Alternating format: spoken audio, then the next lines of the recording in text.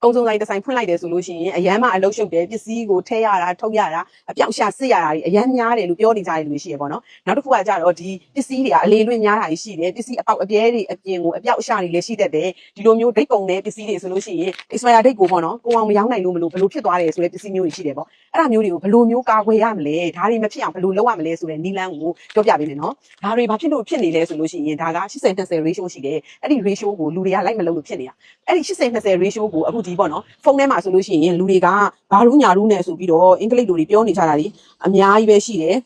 high impact trust တို့ test တို့ဘာလို့အဲ့လိုမျိုးအင်္ဂလိပ်လိုတွေပြောနေရလဲရှိရနော်ဒါပေမဲ့အဲ့ဒါကြီးပြောစရာပြောအင်္ဂလိပ်လိုတွေရေးပြီးပြောနေစရာမလိုအယိုးရှင်းဆုံးနီလန်းတစ်ခုရှိအဲ့ဒါကဘာလဲဆိုလို့ရှိရင်ဒီ80-20နီလန်းကိုလိုက်လုပ်ဖို့ရအတွက်ကိုကလုတ်တက်ဖို့ရအတွက်ဘယ်ဟာအဓိကကြလဲဆိုရင်စည်ရင်းလုပ်ဖို့လိုတယ်ဘယ်လိုစည်ရင်းလုပ်ဖို့လိုအပ်လဲဆိုလို့ရှိရင်ကုန်ပစ္စည်းတစ်ခုဝင်လာပြီဆိုလို့ရှိရင်အရင်ဝယ်တဲ့ပစ္စည်းကိုအရင်ရောင်းရမယ်နောက်ကဝယ်တဲ့ပစ္စည်းကိုနောက်ကရောင်းရမယ်ဒါကပုံသိန်းကြီးတစ်ခုနောက်တစ်ခုရှိတယ်ပေါ့နော် expire date ရှိတယ် expire date မကုန်ခင်ရောင်းရမှာဖြစ်တယ်အဲ့တော့ကြတော့ဒီကုန်ပစ္စည်းဒီအရင်ရောက်တဲ့ပစ္စည်းအရင်ရောင်းဖို့ရအတွက်ကိုဘာဖြစ်လို့လိုအပ်လဲဆိုတချို့ပစ္စည်းတွေဆိုလို့ရှိရင် packaging ကပြောင်းသွားရှိတယ်ဒီတစ်ခေါက်လာတဲ့ packaging ကဒီလိုပုံမျိုးဆိုရင်နောက်တစ်ခေါက်လာတဲ့ packaging ကနောက်ထပ်ပုံစံတစ်မျိုးဖြစ်သွားတယ်အဲ့တော့ကြတော့ packaging ပြောင်းသွားတဲ့အခါမှာတချို့က packaging အဟောင်းနဲ့ဝယ်ချင်တဲ့သူရှိတယ်လို့ packaging အသစ်နဲ့ဝယ်ချင်တဲ့သူရှိတယ် packaging အသစ်နဲ့ဝယ်ချင်တဲ့သူအတွက်ဆိုရင်အဟောင်းကအဆင်မပြေဘူးအဟောင်းနဲ့ဝယ်ချင်တယ်ဆိုရင်တော့ကိုပြောလို့ရတယ်ဟုတ်တယ် packing ပုံပြောင်းသွားပြီအဲ့လိုပြောလိုက်လို့ရှိရင်ဒီပစ္စည်းကဝယ်သွားရောပေါ့လေအဲ့တော့ကြတော့ဒါကတစ်ချက်ပေါ့လေဒီ expire date ကိုမသိတာဖြစ်တဲ့အတွက်ပစ္စည်းတိုင်းကို date ကိုလိုက်ကြည့်နေအဲ့လိုကြည့်မနေရအောင်လို့ကိုကတခါတည်းပစ္စည်းဝယ်ကြရ expire date ကိုတခါတည်းတွဲတည်းမှတ်လိုက်ရတယ်မှတ်လိုက်တဲ့အခါကျလို့ရှိရင်ကိုက expire date လွန်သွားတဲ့ပစ္စည်းဆိုတော့ကိုမှမရှိတော့ဘူး။ဘာဖြစ်လို့လဲဆိုတော့ပစ္စည်းထားတဲ့အခါမှာဒိတ်ကုန်ခံပြီးပစ္စည်းဒိတ်မကုန်ခင်မှာပဲကိုကအများကြီးလိုနေတဲ့အချိန်မှာပဲလူမြင်ကွင်းကိုတိုးပြီးတော့တန်းစီလိုက်တာပေါ့နော်။အဲ့လိုမျိုးလူမြင်ကွင်းမှာတိုးပြီးတန်းစီလိုက်တဲ့အခါကျတော့ကိုပစ္စည်းကလူများများမြင်သွားတယ်ဆိုင်ဝင်လာတဲ့လူတွေကဒီပစ္စည်းလေးဝယ်နေဒီပစ္စည်းလေးဝယ်သွားမယ်ဒီပစ္စည်းလေးဝယ်နေဒီပစ္စည်းလေးဝယ်သွားမယ်အဲ့တော့ကြာကိုအတွက်ဆုံးရှုံးနေတာမှုကနည်းသွားတယ်။နောက်တစ်ခုကကျတော့ပျောက်ဆုံးတာနဲ့ပစ္စည်းတာနဲ့မဖြစ်အောင်လို့ဘယ်လိုလုပ်ရမလဲဆိုရင်အဲ့ဒါဒီလည်းပဲအဝင်အထွက်စရင်းလုပ်ရမယ်နော်။ကိုအိမ်ကနေပြီးတော့ဘယ်ပစ္စည်းကိုပဲယူပြီးတော့သုံးဒီဟာဒီလည်း free သုံးလို့မရဘူး။ဒီနေ့ရောင်းရတဲ့ငွေဒီကိုယ့်ရဲ့ဝင်ငွေမဟုတ်ပါဘူး။ဈေးရောင်းရတဲ့ငွေအားလုံးကဝင်ငွေမဟုတ်တာဖြစ်တဲ့အတွက်ဈေးရောင်းတဲ့ငွေတွေကနေမှအရင်ရှိတယ်အမျက်ရှိတယ်အမျက်ထဲကနေမှကိုကလုပ်ငန်းသုံးစရိတ်တွေရေဖို့မီးဖို့ဆိုင်ကန်းလာကဒီပေါ့နော်ဝန်ထမ်းလာစားပြီးလို့ရှိရင်ဒီတယ်လီဖုန်းဘေးအဲ့ဒါမျိုးတွေကိုလည်းအများကြီးကိုကဒီထဲကနေပြီးတော့ဒီဖယ်ရမှာဖြစ်တယ်ကိုတိုင်းလည်းဒီလုပ်ငန်းထဲမှာဝင်လုပ်နေရဆိုရင်ကိုယ့်ရဲ့လာစားဆိုတာကိုသတ်မှတ်ပြီးတော့ဖ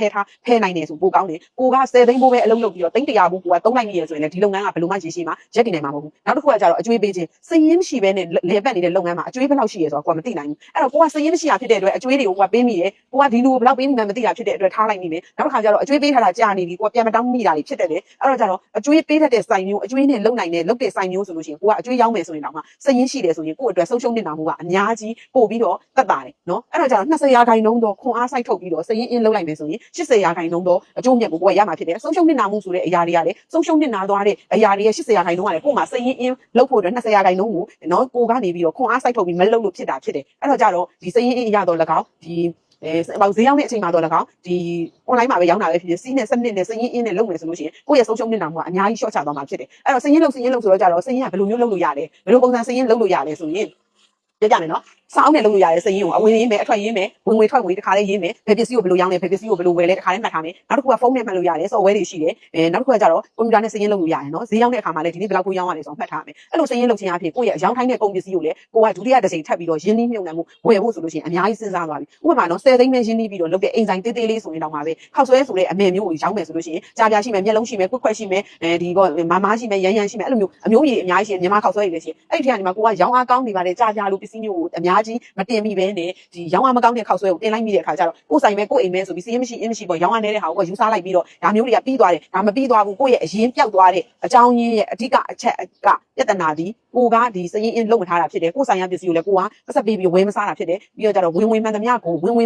ိုကိုယ့်ရဲ့သုံးလို့ရမယ်ငွေကြေးလို့ထင်မိတယ်အဲ့လိုမျိုးတွေဖြစ်တယ်ဆိုလို့ရှိရင်ဒီဆိုင်ကရေရှည်ရက်တည်နိုင်မှုလုံးဝမလွယ်ဘူးအဲ့တော့ကျတော့ကုံစုံတိုင်းလုပ်တယ်နော်ဇရင်စကအရန်များတယ်အရန်ကိုပဲပေါ့နော်ဒီပစ္စည်းကိုရွှေ့ရတယ်တင်ရတယ်ဖုံတော့ရတယ်ပစ္စည်းရှင်းရတယ်ပြီးလို့ရှိရင်ဒိတ်တွေကိုပြန်ကြည့်ရတယ်ဒီပစ္စည်းတွေကexpire ဖြစ်သွားတာတွေရှိတယ်ဆုံးရှုံးနေတာတွေရှိတယ်လာတဲ့လူတွေကနေပြီးတချို့ပေါ့နော်တချို့လူတွေကနေယူသွားတာတွေရှိတယ်ကိုကမသိလိုက်တာတွေရှိတယ်ဒီလိုမျိုးတွေမဖြစ်ရအောင်လို့ကိုကဘာလုပ်ရမလဲဆိုလို့ရှိရင်စရင်အင်းနဲ့အလုပ်လုပ်ရမှာဖြစ်ပါတယ်ရှင်ကျေးဇူးတင်ပါတယ်ညဝီကပါရွှေလင်းကုန်မျိုးစုံဖြန့်ချီရပါရှင်မိချောင်းကုန်းဖျားနောက်ဝနဲ့နော်ဒီဝိတုရလမ်းမကြီးရဲ့ကြားမှာရှိပါတယ်ရွှေလင်းကုန်မျိုးစုံဖြန့်ချီဆိုပြီးရှိပါတယ်အကယ်၍ပေါ့နော်ဒီကိုလာမယ်ဆိုလို့ရှိရင် online ကိစ္စနဲ့ပတ်သက်ပြီးသိလို့ရမှန်သမျှကို3996938333ကိုဖုန်းဆက်ပါဆိုင်နဲ့ပတ်သက်တဲ့ဒီလိုအထောက်ပြီးမှန်သမျှကိုသိလို့ရတယ်ဆိုရင်3999149386ကိုဖုန်းဆက်ပါဒီလိုမျိုးပစ္စည်းရောင်းနေညီတို့ကဘယ်လိုမျိုး အမြတ်နည်းနည်းနဲ့ဘယ်လိုရောင်းနိုင်လဲဆိုလို့ရှိရင်ဆိုင်ကလာကမရှိဘူးရေပုံးမရှိဘူးမီးပုံးမရှိဘူးအင်တာနက်ပုံးမရှိဘူးဖုန်းပေမရှိဘူးဘာမှမရှိဘူးဒီတိုင်းရောင်းလို့ရတယ်အဲ့တော့ဈေးကိုအနည်းဆုံးအမြတ်ငွေနဲ့ရောင်းလို့ရတယ်ဒီလိုမျိုးပစ္စည်းတစ်ထုပ်ကို7ဘတ်တန်ဈေးမှာ7ဘတ်နဲ့ရောင်းနေတဲ့ဒီလိုပစ္စည်းတစ်ထုပ်ကိုဒီဆိုင်မှာလာဝင်9ဘတ်ပဲနော်ဒီတက်တန်တာတော့မရှိတော့ဘူးနော်ဒီတက်တန်တာဒါမှမတန်သေးဘူးထင်လို့ရှိရင်တခါလေအလကားတာ